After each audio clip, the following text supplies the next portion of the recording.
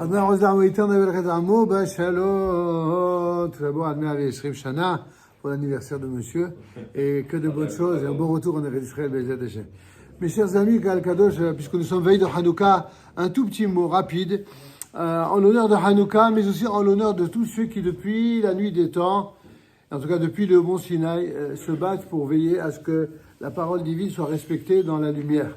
Parce que c'est de cela dont il s'agit. Vous savez que chaque année, nos sages ont à cœur de mettre en lumière et en valeur la lumière de Hanouka qui s'exprime chaque année.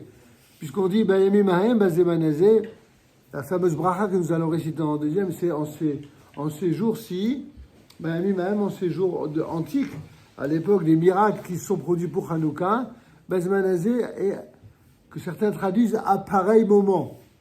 Et en vérité, d'autres sages nous expliquent d'une manière peut-être plus profonde, en disant que non, chaque fois qu'on dit un Sheikh Yanou, c'est pour nous dire que depuis le moment où Bayamim Hahem, des choses se sont produites ou des miracles se sont produits, ces miracles n'ont jamais cessé d'exister dans l'univers des mondes créés par Dieu, et notamment dans ce monde-ci, dans le monde terrestre, jusqu'à ce qu'aujourd'hui, au moment où on en parle et au moment où on fait la bracha, on réalise à quel point c'est cette lumière-là qui nous a protégés, c'est cette lumière et ce miracle-là, voire ces miracles, qui nous protègent jusqu'à aujourd'hui. En fait, ils n'ont jamais cessé.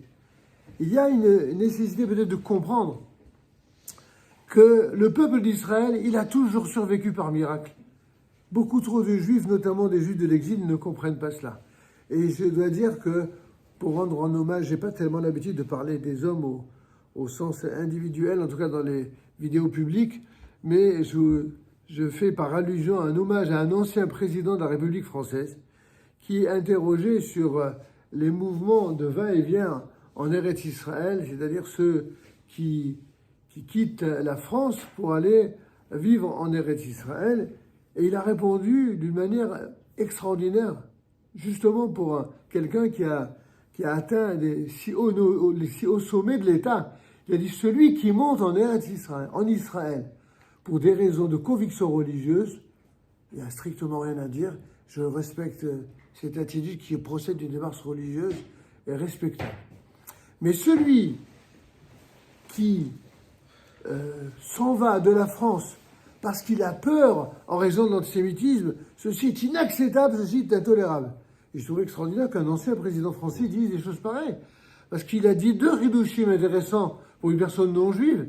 Premièrement, c'est qu'il comprenait la légitimité d'un juif qui monte en Israël pour des motivations de Torah, de halakha, mais en même temps que du point de vue de la France et du point de vue donc des États en dehors d'Israël, eh bien que si des juifs s'en vont tout simplement parce que les États dans lesquels vivent ces juifs ne sont pas fichus de veiller d'une manière totale et complète à assurer leur sécurité, alors c'est quelque chose d'inadmissible, d'inacceptable. Et je trouvais cette parole merveilleuse. Et elle tranche tellement avec la parole d'un rave qui parle au nom d'une institution dont on entend beaucoup parler et dont je dois dire, puisqu'on va dire une formule de critique à l'égard de ce rave, nous ne dirons pas le nom de ce rave, et nous ne dirons pas non plus le nom du site en question, qui par ailleurs a des rabbinim de grande qualité aussi. Mais là, il y a une chutzpah incroyable et sans précédent que cette semaine, nous avons été les témoins par des élèves interposés. Et non seulement dans ce fameux mouvement et ce site de Torah, non seulement le Rav a dit quelque chose qui est une ineptie sur le plan de la Torah et de la halakha, mais incroyable. Mais en plus de ça, le directeur de ce mouvement ou de ce site à prétention de diffusion de la Torah aux francophones, eh bien, s'est comporté d'une manière inacceptable, intolérable et qui piétine toutes les valeurs que d'un bout à l'autre de l'année il prétend incarner en envoyant des putschs et des rappels à l'ordre. Alors je dois dire, mes chers amis, que la question qui a été posée, c'est par un internaute, c'est qu'est-ce qu'il vaut mieux vivre dans une ville en Chutz La'aretz, en restant collé à sa communauté dans la Torah, ou aller vivre en Eretz Israël dans une ville non religieuse. Voilà le genre de question que l'internet... Et évidemment, le rave qui tombe à pieds joints en question et qui dit « Ah, c'est une excellente question Et évidemment, et sans hésitation, il vaut mieux que vous restiez en Chutz La'aretz dans une synagogue, etc., dans une communauté, plutôt que d'aller dans une ville non religieuse. Et un de nos amis, Talmidei Chachamim, lui a répondu, mais comment vous pouvez dire une chose pareille? Vous êtes en contradiction avec ce que disent les Talmidei Chachamim sur le sujet. Il lui donne des références, etc. Il lui répond même pas, avec une condescendance, une impolitesse et une grossièreté inimaginable. Alors, il lui dit, mais comment vous pouvez... Et finalement, le ton est monté. Il a fait intervenir un autre Talmid Chacham, qui cette fois-ci est un très grand Talmid Chacham, qui est Rosh Yeshiva, pour lui faire entendre raison. Et comment il réagit? Au lieu de respecter le Talmid Chacham, qu'est-ce qu'il répond avec la même arrogance et la même insolence? Je ne connais pas. Je ne connais pas. C'est peut-être quelqu'un qui est un grand diplômé, mais ce n'est pas un Talmid Chacham. Des choses comme ça. Voilà où on en est quand on est en pleine période de guerre avec nos ennemis en Israël et veille de Hanouka. Alors pour moi, voyez-vous, le miracle de Hanouka, ce serait que certains, ils sortent un petit peu de leur nombrilisme et du rocher qu'ils ont entouré de leur propre obscurité. Et je dirais de leur propre prétention à la lumière.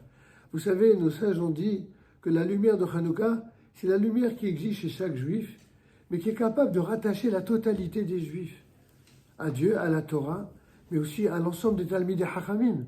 Si quelqu'un, sous prétexte qu'il est persuadé que la Torah à laquelle il souscrit, à laquelle il croit, que les sages en lesquels il croit et en lesquels il souscrit, s'il est tellement persuadé du bien fondé de sa Torah, s'il est en désaccord avec un autre Talmid Chacham, alors qu'il fasse comme se sont conduits les Chachamim depuis l'époque du Talmud. On fait tous les matins le Daf Yomi, et on sait à quel point les rabbins ne sont pas toujours d'accord entre eux, mais avec quelle classe ils le font. Et pourtant, ils ne sont pas toujours tendres, mais jamais, jamais, ils expriment de la condescendance qui frise à la haine et qui engendre encore plus de haine. Alors pour faire le tikkun de cette haine parce que forcément, quand vous traitez avec mépris un Talmid Chacham, les élèves de ce Talmid Chacham, ils vont réagir avec mépris. Et certains n'ont toujours pas compris de ce qui s'est passé en Europe, de la haine quasi fratricide qu'il y a eu entre les Chassidim et les Mitnagdim, qui entre parenthèses et entre-temps leur auront bien rendu. Et ils continuent à faire la même chose aujourd'hui avec des rabbanim d'Eretz Israël, qui sont souvent les premiers rabbanim qui se sont installés avec leurs élèves et qui ont enseigné l'attachement et l'amour d'Eretz Israël sans enseigner la haine de quelques juifs, que ce soit y compris des juifs qui parfois se trompaient. Et dire en pleine période de guerre, où il y a des appels au meurtre de juifs en Europe, dire qu'il vaut mieux vivre en Chutz La'aretz qu'en Eretz Israël sous prétexte qu'il y a des famines religieuses, c'est tout simplement de notre point de vue criminel. Ce n'est pas qu'une erreur de halacha qui contredit, ça on fera une autre vidéo pour démontrer et prouver par A plus B, et surtout par Talmidei Chachamim, que la halacha elle dit clairement que l'echatchila, celui qui le peut, il doit toujours privilégier la vie en Eretz Israël. Et tout le paradoxe, pour terminer, c'est que des gens qui disent ça puissent dire ça en vivant eux-mêmes en Eretz Israël. C'est inimaginable. C'est-à-dire, ils vivent en Eretz Israël, ils vivent de la bonté divine, de la clémence divine, de leur permettre de vivre en Eretz Israël comme jamais on l'a pu depuis plus de 2000 ans. Et maintenant, il vient dire aux Juifs, surtout, restez, c'est comme s'il disait, restez vous faire massacrer, comme de par l'histoire du passé, plutôt que de venir en Eretz Israël. Ils font de leur Torah de la hashkafa uniquement. Parce que dans leur hashkafa, ils considèrent que tout halakha c'est de la hashkafa et tout hashkafa c'est de la halakha. Eh bien, il faudrait peut-être qu'ils fassent teshuva là-dessus. Et qu'ils comprennent qu'il y a des domaines de la hashkafa qui sont tout à fait respectables, même s'ils sont différents des autres.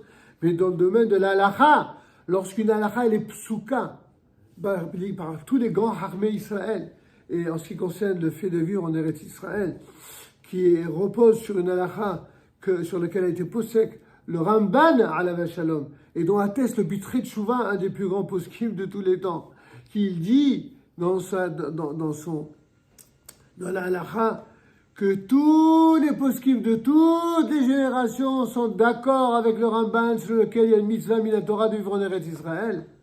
Alors venir dire aujourd'hui, en 5784, qu'il vaut mieux vivre en Chutz La'aretz avec des risques de mort assurés, et plutôt que de vivre dans une ville non religieuse en Eretz Israël, pour dire ça, eh bien, il faut appartenir à une catégorie particulière d'extrémistes dans le peuple d'Israël, qu'on retrouve malheureusement dans le monde de la Torah, et qui est à l'image des extrémistes de l'autre côté. Vous savez, de ceux qui sont tellement persuadés d'avoir raison dans leur anti-religiosité aveuglée par leur pseudo-humanisme, eh bien, sont capables de se comporter de la même manière. Il n'y a aucune différence, comme je le dis depuis des années, entre les extrémistes d'un côté et de l'autre, que ce soit dans le monde de la Torah ou dans le monde de ceux qui, au nom de l'humanisme, combattent le judaïsme, des gens qui ne comprennent pas que l'unité du peuple d'Israël passe par l'acceptation de la discussion, même avec les gens dont on ne partage pas les idées, mais en respectant tous les Talmidei Chachamim,